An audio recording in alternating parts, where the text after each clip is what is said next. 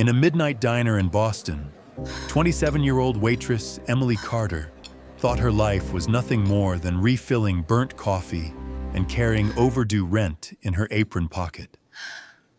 But the night a mysterious billionaire in winter white locked sparrow. eyes on the Where sparrow did you pendant get at this? Emily's throat, everything shifted. Secrets buried for decades stirred. Family ties Emily never knew existed surfaced, and one small locket threatened to rewrite her entire destiny. Where are you watching from? Comment your city or country below. What if the worst customer of the night wasn't the rude man who snapped his fingers at the counter, but the one who stepped in so quietly the bell on the door sounded like a warning? Grease hissed, where a strip of bacon met the flat top and surrendered, curling into itself as if it knew this place would ask too much of it. The diner's neon sign bled pink onto the frosted windows and made the puddles on the sidewalk look like melted candy. Inside, coffee smelled slightly burnt, an old habit of the midnight shift, and the stainless steel cutlery wore a film of steam. Emily Carter moved through it all with the practiced economy of someone who measured her life in refills and table numbers.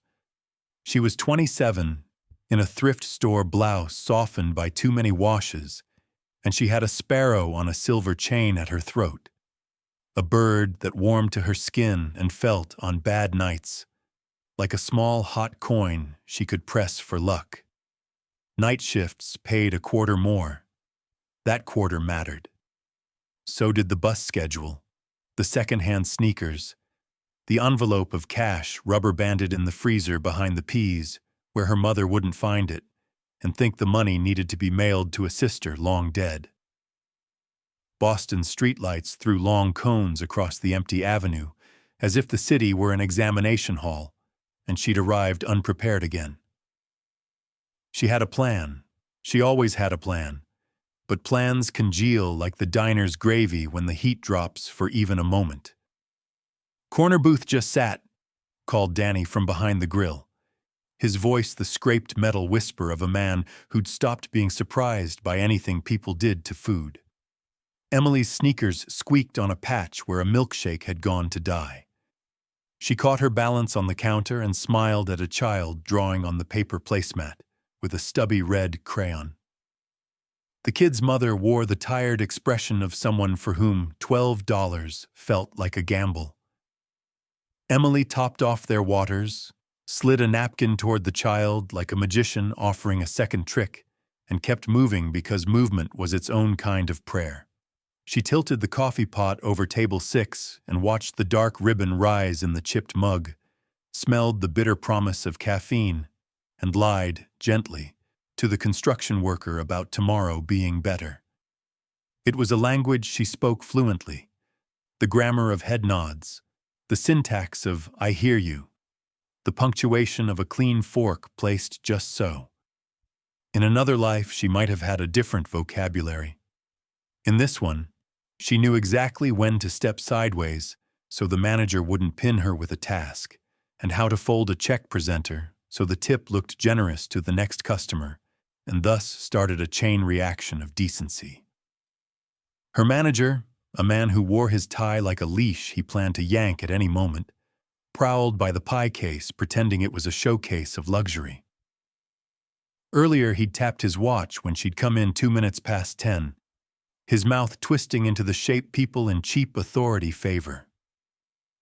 Emily had swallowed a retort and let the sparrow press cool against her collarbone until the impulse to fight had flown back to wherever it lived in her. At 11:42 p.m., the door opened without a gust. A woman entered, and the bell above the frame made a sound too neat for the hour. She was older, perhaps 70, dressed in winter white wool that made the yellow booth vinyl look like a bruise. Diamonds whispered from her wrist with each movement. Her hair was the color of smoke and skill, arranged to seem effortless in a way only very expensive efforts achieve. The rain had missed her. The world often missed people like this. Emily's eyes did the math automatically. A car idling at the curb, a driver who didn't come in, shoes that would never squeak on their floor, a coat that didn't smell of damp air but of perfumers with names that sounded like vowels. The woman paused, as if choosing a table were a decision with consequences. Then, lightly, she took the end stool at the counter, the one with a view of the pie case and the grill and of every exit. "Evening," Emily said, voice pitched to neutral warmth. She tucked a stray curl behind her ear and felt the chain shift at her throat, the sparrow turning its tiny head to listen. "Coffee? We've got a fresh pot." Fresh was generous. She smiled anyway. The woman's face arranged itself into polite attention. Her gaze moved, as they all did, to the pot, to Emily's hands, to the paper napkin she had unconsciously squared with its siblings. And then, inexplicably, it halted at the silver locket. It was an almost imperceptible stall, the way traffic slows before a bridge because everyone, without admitting it, wonders about collapse. The woman's pupils tightened, a pinpoint in a storm cloud. Her hand, gloved, then ungloved with a neat tug, hovered an inch above the counter, as if testing the temperature of a story. Emily felt it, that static meets spine sensation that meant a stranger had chosen you for something you didn't order. She pressed the coffee pot tip down and filled the woman's cup to save herself from thinking too hard about it. Steam ghosted up. The bell rang again. Teenagers in damp hoodies, so she slid a laminated menu across the counter and scribbled "Welcome" on it with a smiley face she would later resent. "You're new?" the woman asked, voice composed of both inquiry and verdict, the Boston in it ironed until only the shape remained. "Been here a while," Emily said. She tried to move on, but the woman's attention was a pin, and Emily the butterfly who had to pretend the pin through her wasn't there. The chain had caught a thread on her blouse. She freed it with a small scrape of nail. The sparrow had been her mother's before memory began to drift from the older woman like fog off the river. When Emily was 6, her mother had lifted her onto a chair to see into a tin where family treasures lived. A folded recipe with butter stains, a photograph of a girl on a bicycle, the locket with a bird etched into its surface as if it were hatching. Every time her mother told the story of the sparrow, the details changed. Who gave it? When? The season? But the moral never did. Sparrows remember. Sparrows return. Sparrows survive winters by huddling together and dividing wind between them. She'd been wearing it for 3 years now, since the neurologist's first appointment, since the prescriptions turned into a calendar, since the apartment started shrinking under the weight of lists. A truck splashed outside. Someone at table 3 asked for more ketchup without looking up. Danny flipped a pancake with theatrical disinterest.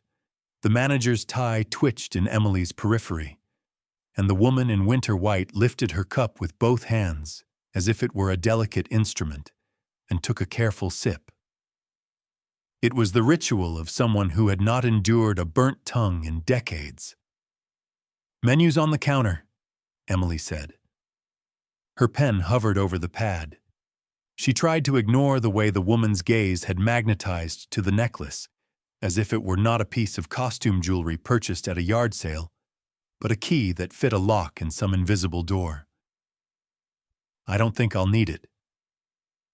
The woman set her cup down so gently the saucer made zero sound. Her eyes, a pale blue that could cut or carry, climbed once more to the sparrow. A freeze, smaller than a second, sliced through her. Then, like a performer who refuses to let the audience see her miss a step, she rearranged her expression into something neutral and faintly amused. "Coffee's good." "Thank you," Emily said, flushing with an irrational pride as if she'd roasted the beans herself instead of persuading a stubborn machine to behave. The teenagers laughed too loudly. A train murmured somewhere far off like a dream of leaving. The sparrow lay cool and certain at her throat. She tucked the pad back into her apron, poured coffee for a table of nurses whose shoes told the story of a different kind of night. And still, even as she moved, she felt it. That moment when the woman's gaze had snagged, when the air between them had thinned. Emily had learned to clock danger, to read whether it would come in the shape of a hand or a bill or a word said too softly to fight. This wasn't danger. It was something stranger, like the smell of rain before a storm that never arrives, or the way a song you haven't heard since childhood can walk through a crowded room and find you. When she glanced back at the counter 15 minutes later, a business card lay beside the saucer, half tucked as if it had been embarrassed to be seen. For now, though, it was still just midnight at the diner. A bell to answer, a table to wipe, another refill to pour. The sparrow rested against her pulse, light as breath, quiet as snowfall, and the woman in white hid whatever she'd almost said inside the steam rising from her cup, as if words could disappear harmlessly when carried up and away. She did not yet know that the quietest entrances have the loudest echoes. She would learn. But the neon hummed, the bacon hissed, and the register's drawer stuck for the third time that week. And Emily Carter kept working, every step a beat in the drumline of survival, every breath fogging the smallest possible future on the glass and drawing a sparrow with her finger in the condensation before it vanished again. The apartment door stuck again. Emily shouldered it open, balancing a paper sack of day-old bread and eggs that had cost less because they were already close to expiration. The hallway smelled faintly of boiled cabbage from a neighbor's pot. Inside, the place was too warm, too cramped, its wallpaper curling like tired fingers. A stack of unopened bills sagged on the counter, paper edges curled from humidity. She dropped her coat over the back of the only chair that still had 4 legs and pressed her forehead against the cool edge of the fridge. "Sarah?" A voice floated from the bedroom, fragile and uncertain. Her mother shuffled into the light, her hair gray and fine as cobwebs, her robe misbuttoned. "You came back from school already?" The words carved something sharp into Emily's chest. Sarah Carter's eyes, once so bright, were now cloudy pools where the past and present mixed. Tonight she had mistaken Emily for her own younger self. "It's me, Mom," Emily whispered, forcing a smile as she set the groceries down. She guided her mother back toward the worn couch, tucking a blanket around her shoulders. "School was a long time ago. Rest now." Sarah clutched the blanket, mumbling a hymn half-remembered. Emily stood there until the rhythm of her mother's breathing steadied. Then she turned away, blinking hard at the sight of the sparrow locket glinting against her own collarbone, as if reminding her of promises she could not yet keep. Later, Lisa showed up with 2 cups of diner coffee in waxy paper cups. Her curls smelled faintly of fryer oil and vanilla body spray. She collapsed on the couch beside Emily and let out a long sigh. "You know, if exhaustion were a perfume, we'd be millionaires." Emily laughed softly, though the sound carried no ease. "Bills are late again. Landlord left another note under the door." Lisa nudged her shoulder. "Don't let this life crush you. You're tougher than you think. Just don't bury yourself here." Her eyes flicked toward Sarah, asleep now with one hand still clutching the blanket. "You deserve more than surviving." Morning blurred into another shift. The diner's fluorescent lights hummed like insects, draining color from everything. Orders stacked up. The manager stalked between tables, tie tight, jaw tighter. At table 9, a wealthy customer sat in a tailored suit, gold cufflinks flashing as he scrolled his phone. Emily carried a tray of steaming mugs toward him, but a footstep caught her, a slip on grease she hadn't seen. The tray tilted. Hot coffee sloshed forward. The liquid cascaded across the man's sleeve and splattered onto the sharp crease of his trousers. He jerked up, swearing, as Emily gasped, yanking napkins from the dispenser to blot the spill. "I'm so sorry. Sir, let me—" The manager's shadow fell over them before she could finish. His voice cut like broken glass. "Do you have any idea what you've just done? That suit costs more than you make in a month." He seized Emily's wrist, dragging her away from the table. "Apologize properly!" The customer's glare seared her. Emily stammered again, heat rising in her face. She bowed her head, the humiliation burning deeper than the coffee had. Around them, the diner hushed. Customers pretended not to watch, but eyes slid sideways all the same. She felt the sparrow pendant press into her skin, cool against the heat of her shame. A reminder that even small things could endure storms. Emily straightened slightly, swallowed the tears gathering at her throat, and repeated, softer but steadier, "I apologize, sir." The customer waved her off with disgust, blotting his sleeve. The manager hissed at her to clean the mess and muttered about docking her pay. Emily crouched to wipe the tiles, her reflection fractured in the coffee sheen. By the time she returned the rag to the sink, Lisa caught her arm and whispered, "He doesn't get to define you. Remember that." Emily forced a nod, but her stomach knotted.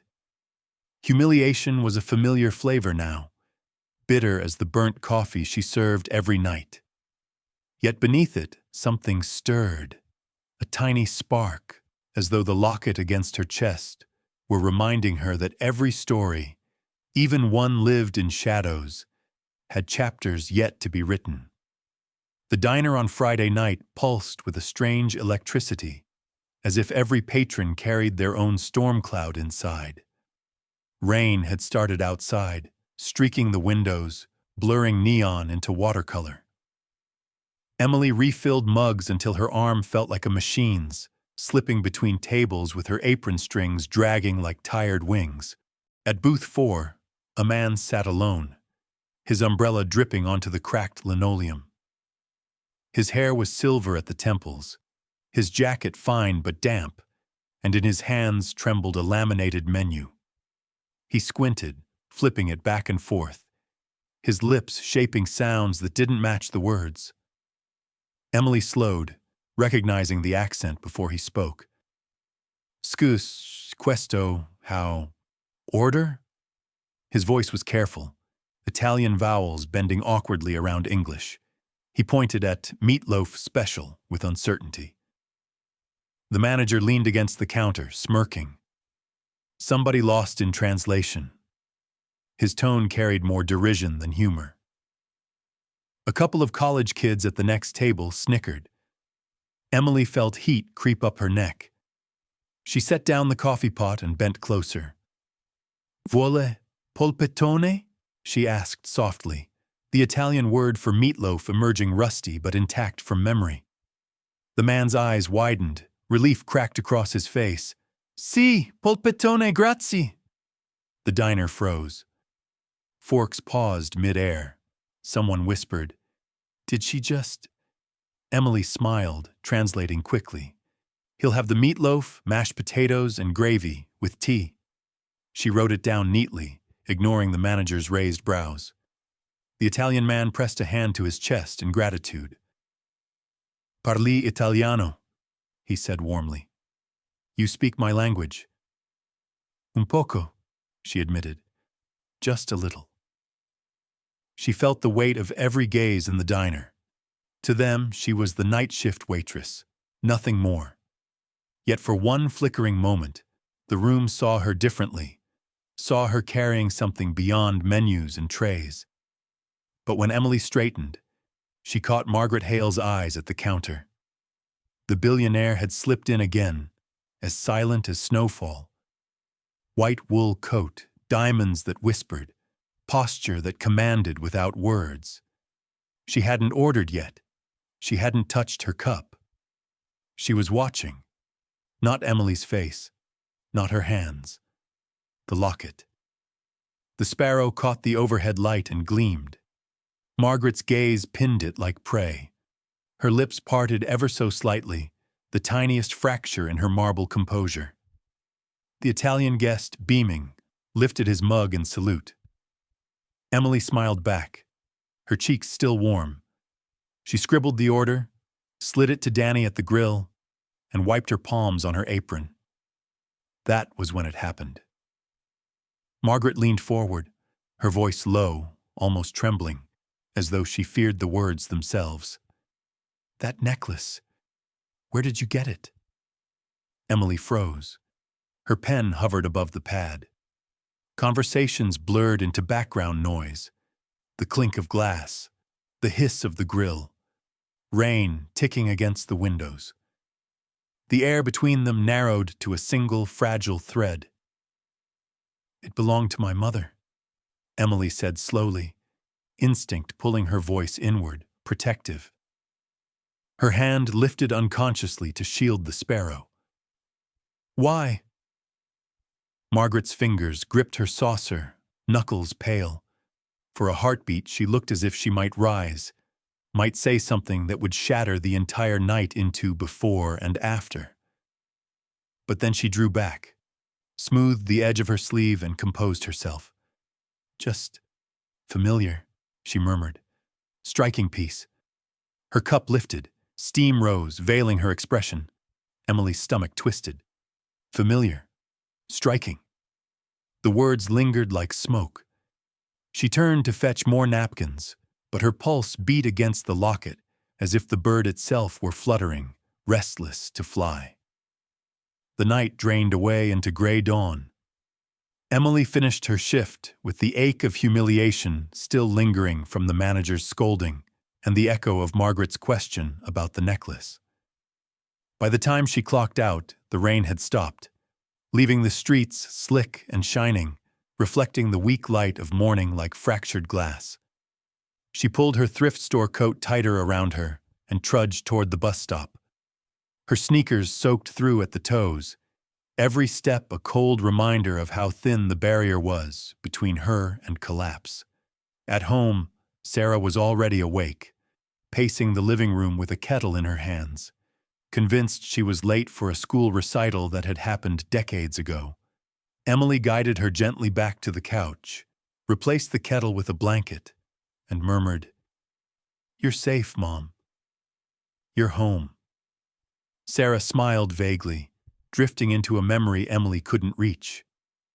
Exhaustion pulled at Emily, but she forced herself to sort through the week's mail. Bills, overdue notices, one envelope stamped in red. Final warning. Her stomach tightened. She shoved it under a stack, trying not to see the edges. That's when she noticed something else, slipped inside her apron pocket. A card. Heavy stock, the kind that carried weight in more ways than one. Black letters pressed deep. Margaret Hale, private office. And beneath it, in a hand so elegant it almost seemed scripted, "We need to talk about your family." The breath left Emily's chest in a rush. She sat heavily, the card trembling in her hands. Why her family? Why the locket? What could a billionaire possibly want with her, or with her mother's only keepsake? Lisa dropped by that afternoon with sandwiches wrapped in deli paper. She spotted the card immediately. "Whoa," she said, plucking it from Emily's hand. "Margaret Hale, real estate queen. She practically owns half of Boston."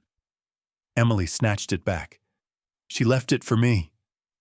Lisa's brows rose. "That's not a good thing. Rich people don't do favors. Whatever she wants, it comes with strings. Chains, more like." Emily stared at the card again, tracing the letters with her thumb. She thought of Margaret's eyes fixed on the sparrow pendant, of the tremor in her voice when she whispered the question. Something in her had cracked then, something Emily couldn't explain but couldn't ignore. She knew something, Emily murmured. I could feel it. Lisa shook her head, exasperated. Or she's playing you. Don't let her reel you in, Em. We can't afford heartbreak on top of everything else. But long after Lisa left, the card remained on the table, a silent invitation. Emily couldn't stop looking at it, as though the words themselves radiated possibility. Not charity, no, she didn't want anyone's pity, but answers. Maybe even a chance. By nightfall, she had made her decision. She tucked the card into her locket chain, close to her skin. Doubt gnawed at her, Lisa's warning echoing in her head. Rich people never give anything for free. Yet beneath the fear stirred something harder, sharper, a determination she had inherited from her mother before the illness stole so much away. Emily would find out why Margaret Hale cared about the necklace and what it meant to her family. Whatever waited on the other side of that office door, she knew one thing. It would change everything. The cab slowed before a glass tower that seemed to scrape the Boston sky. Emily pressed a crumpled 20 into the driver's hand, hesitated with her fingers on the door handle, then forced herself out. The revolving doors whooshed like lungs inhaling the city's richest air. Inside, marble stretched in all directions. Polished so smooth, her reflection stared back at her in ghostly fragments. A chandelier glittered overhead, scattering prisms across the lobby. Emily's thrift store coat suddenly felt heavier, her shoes squeaking traitorously against the floor. She clutched the sparrow pendant at her throat, as if it might anchor her in this world of glass and steel. The elevator rose in silence, carrying her past a blur of lights until it opened onto the penthouse floor. A private lobby, carpet thick enough to swallow her footsteps. A single door of dark oak, its handle gold. She lifted her hand to knock, but it swung open before she touched it. Richard Hale filled the doorway. 45, broad-shouldered, his suit a flawless navy that smelled faintly of cologne and arrogance. His eyes flicked over her coat, her hair, her scuffed shoes, each glance a slash. "So this is the Waitress," he drawled. "My mother's project." Emily opened her mouth, but no words came. He stepped aside, gesturing with a mock bow. "Don't drip poverty on the marble." Heat flamed in her cheeks. She stepped past him into another world.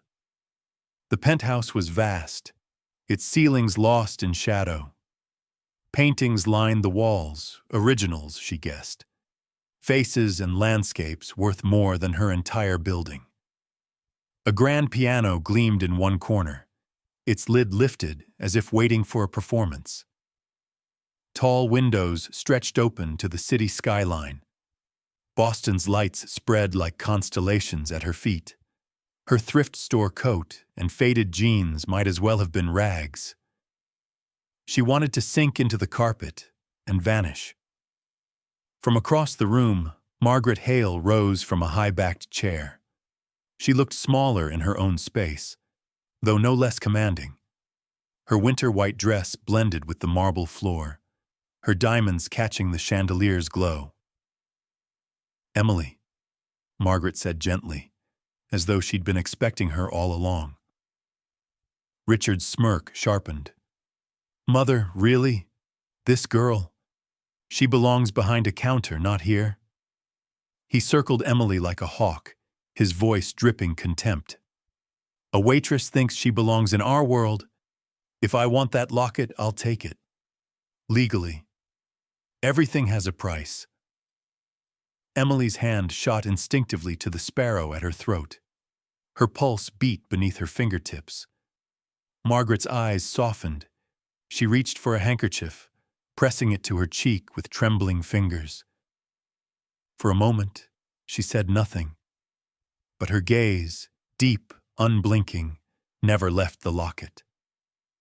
Emily stood rooted, caught between the sting of Richard's mockery and the weight of Margaret's silent sorrow. She felt like an intruder in a museum where every artifact whispered secrets she couldn't yet decipher. But one truth rang clear. This meeting wasn't about coffee or mistakes or pity. It was about the silver sparrow that had lived against her skin all her life, and the reason a billionaire's hand trembled at the sight of it. Emily smoothed the borrowed dress Margaret's assistant had pressed into her hands an hour earlier. Navy blue, simple but elegant, far removed from the polyester uniforms of the diner. The silk clung strangely against her skin, reminding her with every movement that she didn't belong in it. She stood at the threshold of the dining hall, the air thick with the scent of polished wood, aged wine, and a faint trace of cigar smoke. Margaret rested a hand on Emily's shoulder. "You'll sit with me tonight," she whispered. Her voice carried warmth, but her eyes betrayed something sharper, expectation, maybe even fear. Richard was already at the table, flanked by foreign investors in tailored suits. Their Italian flowed across the room like music, punctuated by laughter and the clinking of crystal. Richard looked up when Emily entered, a gleam of cruelty flickering across his face. "Well," he said smoothly, rising just enough to make his disdain obvious. "Our guest of honor. Do be careful, Emily. The silverware here isn't as forgiving as diner forks." Polite chuckles rippled among the guests, though a few frowned at his rudeness. Emily lowered her eyes, her fingers brushing the locket hidden beneath the silk neckline. She steadied herself with a breath. Dinner began. Dishes she couldn't name arrived in delicate courses: seared duck, truffle pasta, sauces she'd never tasted. Emily ate sparingly, too aware of the eyes around her. Conversation flowed in rapid Italian, the investors animated, gesturing with expressive hands. Then Richard struck. He slid a leather folder across the table with a flourish. Inside lay a document thick with contracts, every line a maze of legal and financial jargon. "Perhaps our guest," he said with mock courtesy, "could explain this to us, since she seems to have a talent with languages." Emily's heart thudded. She recognized some of the Italian phrases, but the business terminology tangled her tongue. For a moment, panic threatened to choke her. Richard leaned back, savoring the silence, certain he had cornered her. She forced herself to breathe. Not perfect, just honest. That was what her mother had always told her. Haltingly, she began to read, skipping over the jargon and distilling the sentences into plain meaning. "They're saying the property is, how do I put this? Bound by history. Protected. You can't just tear it down. They want to preserve its spirit. Its anima." The investors leaned forward, surprised. One burst into laughter, slapping the table with delight. Another clapped his hands. "Perfetta," he said warmly. "She understands more than you think." Emily flushed but smiled, relieved. Her translation wasn't elegant, but it was human, real. Richard's smirk faltered. He tried to redirect the conversation, but one of the Italians gestured toward Emily. "Join us," he said, pulling out a chair beside him. "Please, tonight you sit at the table." Gasps circled the room. No outsider, let alone a waitress, had ever been invited to sit among them. Emily hesitated, her palms damp, but Margaret's gentle nod urged her forward. She slid into the seat, heart hammering, as though stepping onto a bridge suspended over a chasm. For the first time, she wasn't just serving plates. She was part of the table, and though she felt every ounce of Richard's fury across from her, the warmth in the Italian's eyes told her she had passed a test she hadn't even known she was taking. The negotiation table gleamed under the weight of crystal decanters and papers spread like battle maps. The Italian investors leaned together, their words a chorus of familia and anima, heritage and soul. Their hands carved shapes in the air, painting invisible frescoes of memory. Richard, seated at the head, tapped a pen against the contract, his jaw tight. "What matters here are the numbers," he snapped, sliding charts forward. "Profit margins, development potential, return on investment." His voice cut through the warmth like a blade. The Italians shook their heads. "Heritage," one repeated firmly. "Not only numbers. This land is history, family." Emily sat quietly, eyes darting between the sparring voices. The locket at her throat felt heavier than ever. She let her fingers brush its edge, grounding herself. And then her gaze snagged on a painting across the wall. A sparrow. Wings outstretched mid-flight, brushstrokes alive with motion. It was the same bird etched into her necklace. Her breath caught. Memory surged. Her mother's voice on nights when sleep was slow to come. Sparrows carry freedom and memory. They survive because they stay together. They remind us where we come from. Emily's throat tightened. The room blurred until only the sparrow in the painting remained sharp, a bridge between the past she clung to and the future dangling in front of her. Richard's voice dragged her back. "You can wrap it in poetry all you want, but without profit, it's worthless." "No," Emily said suddenly. The word slipped out before she could stop it. Heads turned toward her. Richard's eyes flashed. She swallowed but continued, softer this time. "Worth isn't just measured in money. Some things carry memory. They connect generations. You can't put a price tag on that." The Italians leaned forward, nodding. One touched his chest and murmured, "Yes, Memoria." Richard scoffed. And what would a waitress know about legacy? Before Emily could respond, a sharp sound broke the tension. Margaret. She had been silent until now, her hands folded neatly in her lap. But at Emily's words, something cracked inside her. Tears spilled suddenly, running down her lined cheeks. "You." Margaret's voice trembled, the strength she usually commanded unraveling.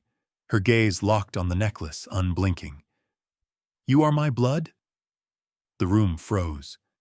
Emily's heart slammed against her ribs. Confusion and shock collided inside her. "What?" she whispered. Margaret pressed a handkerchief to her lips, but the truth had already escaped. Her shoulders shook, her diamonds glinting with every tremor. "That locket, it was my daughter's." Her voice broke, words torn between confession and collapse. "And you?" Emily couldn't breathe. The sparrow pendant burned against her skin as if carrying a secret it had been waiting years to reveal. Richard slammed a fist onto the table, the crystal rattling. "Mother, stop! This is absurd! She's no one! A stray! Don't—" But the Italians no longer listened to him. Their eyes had turned toward Emily, curious, reverent even, as if destiny itself had just been invited to sit among them. Emily sat frozen, every piece of her life. Diner grease, unpaid bills, whispered lullabies to her mother, colliding with the impossible truth, unraveling in Margaret's tears. Silence rippled across the table after Margaret's words, a silence so deep Emily could hear the ticking of the antique clock on the far wall. The Italians leaned back in their chairs, exchanging glances that spoke of both reverence and calculation. Richard's knuckles were white against the table edge. his composure unraveling thread by thread. Emily's throat was dry, but something inside her steadied. She lifted her gaze, first to the Italians, then to Richard, and finally to Margaret. "Profit builds towers," she said slowly, the words surprising even herself. "But heritage builds bridges." The phrase hung in the air like a spark. One of the Italians, an older gentleman with a silver beard, nodded vigorously. "Yes, bridges, ponti, this is what we mean." His eyes shone with approval. Laughter broke among them, warm and genuine, a release of tension. Another raised his glass. "To bridges!" he declared. Crystal chimed as others followed suit. Richard's face darkened, color rising high in his cheeks. He tried to interject, flipping through the contracts. "This is nonsense. Sentiment doesn't sign deals. Numbers do." But the Italians waved him off. Their attention was on Emily now. One leaned forward, addressing Margaret in a softer tone. "Bring her next time. She understands us. She stays." The declaration landed like a hammer. Richard blinked, stunned, his authority slipping through his fingers. He looked from the investors to his mother, desperate for control. "You can't be serious. This girl, this waitress, isn't part of this family's business." But Margaret was no longer silent. She stood, dabbing at her eyes with her handkerchief, her voice breaking but clear. "She is part of this family," she said firmly. "More than you know." The Italians clapped politely, murmuring their agreement. Documents were signed, glasses refilled, the negotiation closed with smiles and nods. And at the center of it all, Emily sat, her hands trembling under the table. She had not come here to sway business empires. She had only tried to survive one day at a time. Yet her words, simple, honest, had shifted the course of an empire. When the meeting ended, the guests departed with bows and warm farewells, casting Emily curious glances, as though she were both mystery and answer. Richard stormed out without a word, his anger trailing behind him like smoke. That left Emily and Margaret alone in the vast room. The chandelier above seemed to dim, shadows stretching long across the marble. Margaret reached across the table, her hand hovering before settling gently over Emily's. "You have no idea," Margaret whispered, her voice trembling, "what you've just done." Emily wanted to pull back, to demand explanations, but she didn't. The sparrow pendant pressed against her heartbeat, steady and insistent, as though telling her to wait. For now, one truth was undeniable. She had crossed an invisible threshold. No longer an outsider serving coffee at the edges of power. She had been invited to the table. And from that moment on, nothing would ever be the same. The penthouse balcony stretched out like the prow of a ship, glass railings framing Boston's skyline in silver and shadow. Emily stepped into the night air, her breath clouding in the cool breeze. The city below hummed with taxis and sirens, but up here everything felt distant, almost unreal. Margaret followed, slower, her white shawl pulled close against the wind. The diamonds at her wrist glimmered like scattered stars.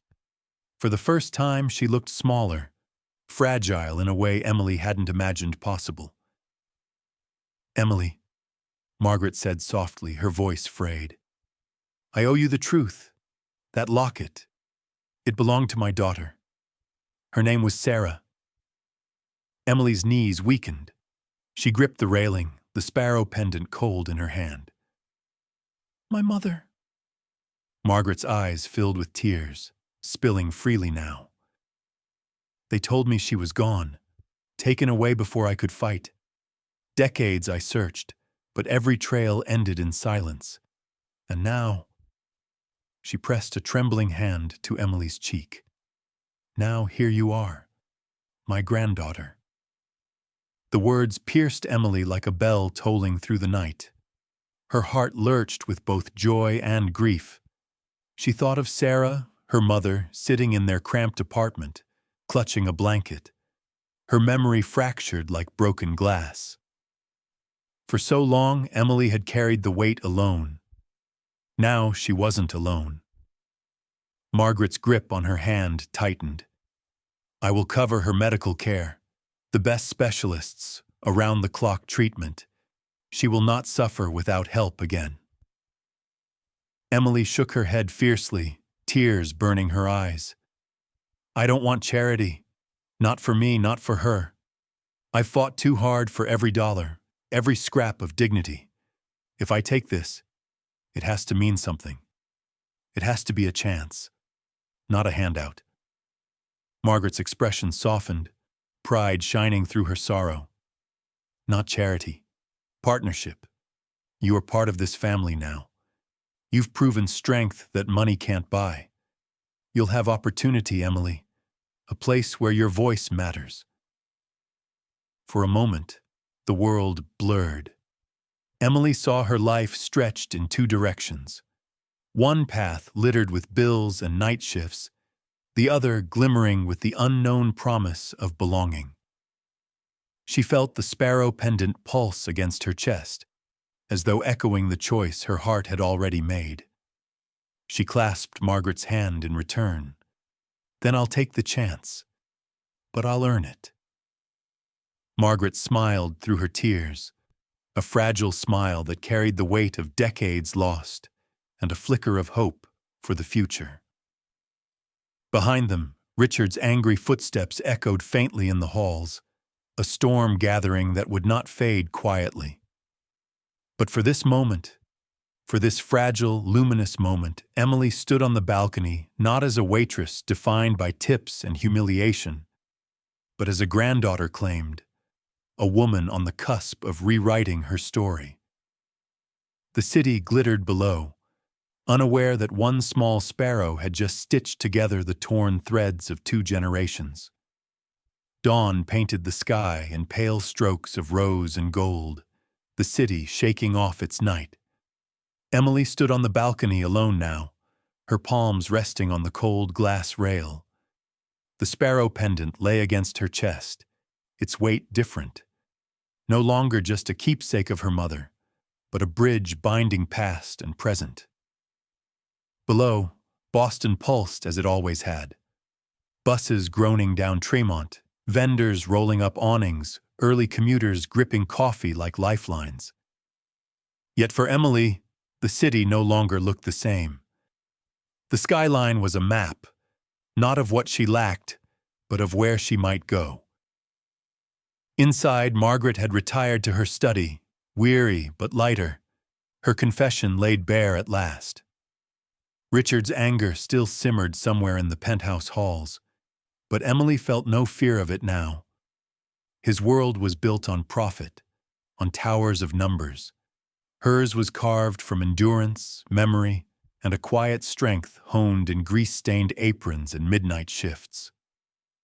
She thought of Sarah, her mother, still back in the cramped apartment, unaware of the storm that had shifted around her life.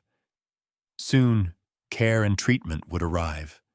Soon, she would no longer be left to drift in confusion without support. Emily pictured her mother smiling again, if only briefly, free of the fog that had stolen so much. The pendant gleamed faintly in the new light. She remembered her mother's voice. "Sparrows survive because they huddle together, sharing the wind between them." For years, Emily had believed she was alone, a single bird weathering the storm. Now she knew the truth. She had a flock, a family she never expected, and the strength to demand her place among them. She inhaled, the cool air filling her lungs with something fierce, something alive. She was still the waitress who knew how to balance 3 mugs in one hand, still the daughter who scraped together rent with crumpled tips, but she was also more. The bridge between what was lost and what could be built. The city shimmered beneath her, waiting. She turned back toward the room, where opportunity waited not as charity but as partnership, as recognition of who she truly was. Emily Carter, waitress, daughter, granddaughter, stood taller than she ever had before. The sparrow pendant warmed against her skin, a whisper of memory, a promise of freedom. Sometimes the smallest object, a silver locket, a word in a forgotten language, a story passed down, can carry the power to change destinies. What hidden memory or talent do you hold that could change everything? Share it below in the comments, and don't forget to like and subscribe for more stories like this one.